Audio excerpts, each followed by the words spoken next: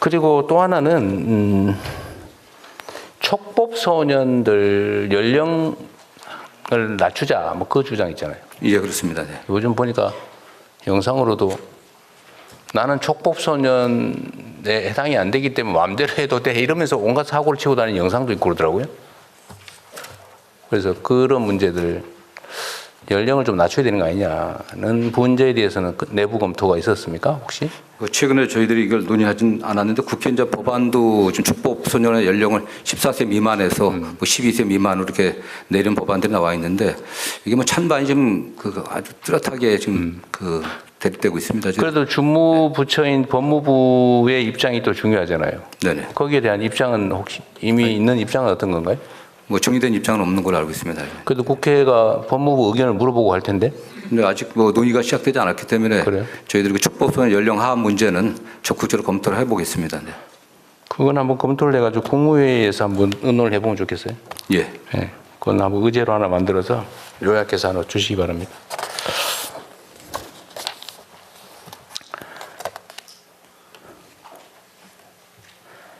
어, 10페이지의 윗부분에요. 자본시장 교란범죄 음단 항목이 있는데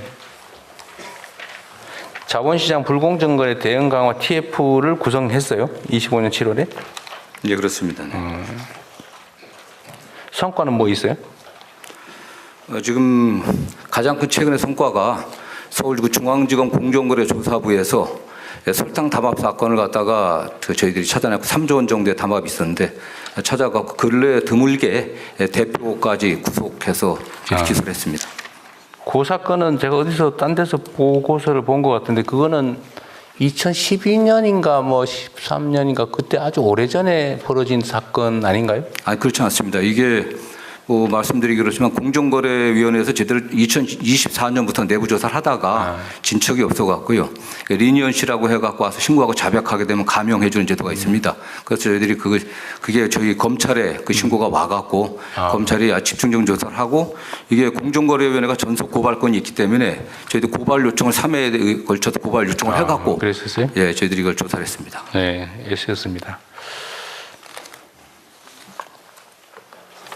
대통령 추가로 좀 설명을 드리겠습니다. 아까 말씀하신 그 금융당국과의 TF 활동을 통해서는 크게 봤을 때 3가지 정도의 성과들을 거두었습니다. 그 회의 자체는 최근에 일단 6차 회의까지 종료를 했고 가장 큰 거는 그 불공정거래 범죄가 어쨌든 신속하게 조사가 되어야 되는데 그 부분에 있어가지고 금융당국에서 강제적인 행정조사를 할 수 있도록 하는 행정영장 제도를 도입을 해서 금융위원회 쪽하고 저희하고 해서 실제로도 그 강제적인 처분을 통해 가지고 조사 기간을 최대한 좀 축소할 수 있는 그런 방향의 성과가 좀 있었고요. 그 다음에 이제 그 소위 말해서 주가 조작 원금에 해당되는 것들을 뭐 수출싱할 수 있는 제도 자체는 도입이 돼 있었는데 이 부분에 대해 가지고 그동안에 판례도 아직 형성이 안 돼 있고 해가지고 그 부분은 어떻게 그러니까 예컨대 주가 조작에 직접 사용된 돈이 아니라 누구한테 갖고 온 돈이라든가 여러 돈이 섞여 있었을 때의 어떤 대응 방안들에 대해서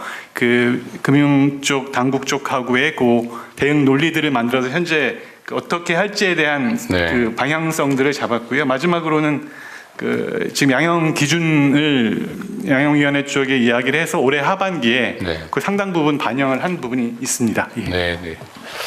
하여튼 자본시장 교란 범죄에 대해서는 우리가 좀 엄정한 태도를 보여주고 실제로는 시도 자체를 못하게 막아야 되는데 지금까지는 너무 많이 방치돼 있어서 걸리는 경우는 재수 없어서 걸린 거고 통상적으로는 안 걸린다는 믿음이 있었던 것 같아요. 하여튼 그 점은 확실하게 좀 깨주면 좋겠어요.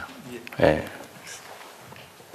요즘 많이 좀 좋아지는 것 같다는 건 하는데 글쎄 여전히 이런 거 다 숨어서 하는 거니까 알 수가 없죠.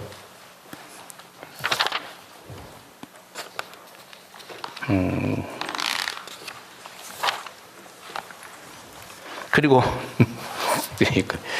여기 경제 형벌 어쩌고 저쩌고 있어서 그러는데 전에 초코파이 1,000원짜리 이런 건 왜 기소한 거예요? 이번 계기가 저희들한테도 이게 어떤 경미한 범죄에 대해서 어떻게 하는지를 좀 돌아보는 계기가 됐던 것 같습니다. 지금 말씀하신 부분에 대해서 왜라고 했을 때 답변을 할 수 있는 부분은 굳이 따지자면 그 사건에서 이제 피해자에 해당되는 회사가 있지 않습니까? 회사에서 굉장히 이제 강한 처벌 희망의 의사를 표시를 했었고 그 부분이 이제 뭐 화해나 이런 것들 없이 끝까지 가다 보니까 네. 기소가 이루어졌는데 이 결국 지금 아시다시피 이제 상고 포기하면서 사건은 종료가 됐습니다. 근데 그 과정에서 보면 결국 국민의 눈높이에 맞는 정도의 공소권을 행사하는 그 부분에 대한 고민이 이번 기회를 통해 가지고 좀 됐던 것 같고 저희들도 관련돼 가지고 앞으로 경미한 범죄에 대해서 어떻게 할지 이 부분에 대한 지침을 좀 마련하는 중입니다. 네. 원래 경미한 이거 초범이 아니고 재범이거나 뭐 그랬어요?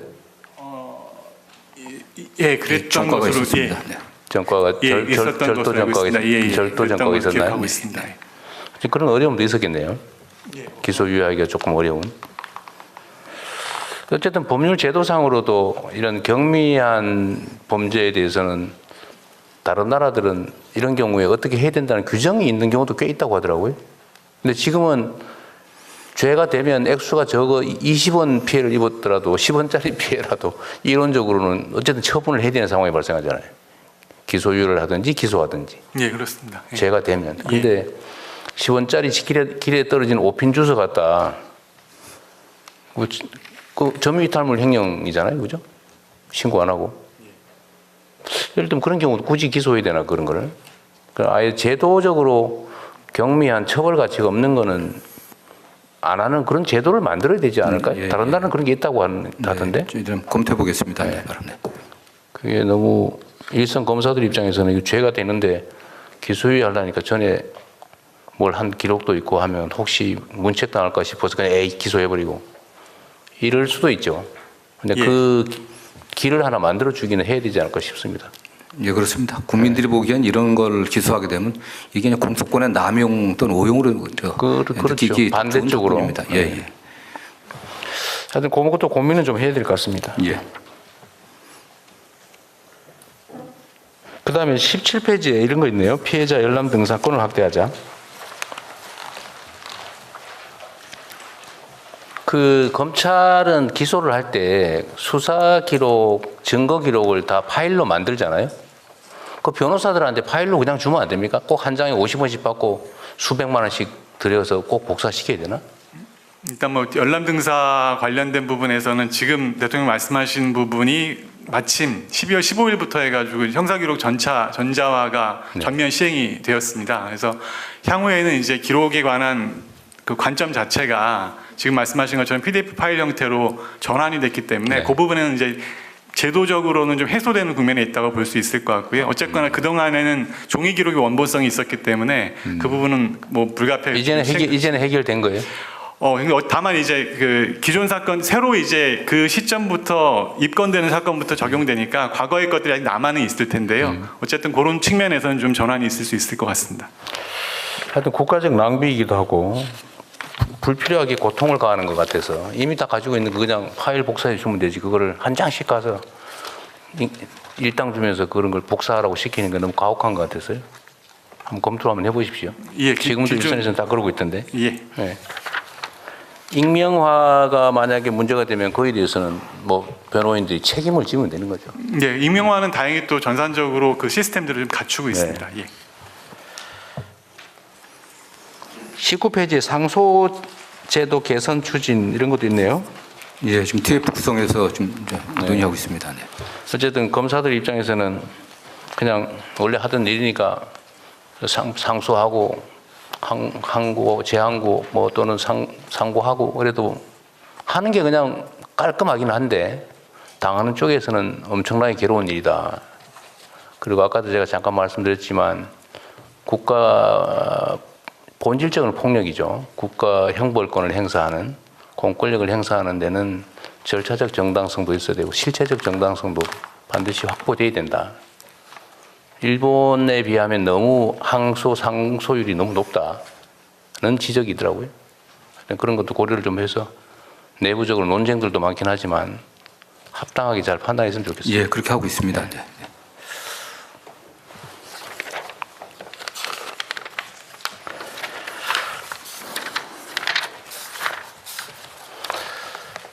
네, 뭐 이 정도 됐고 법률구조공단은 지금 정원이 905명인데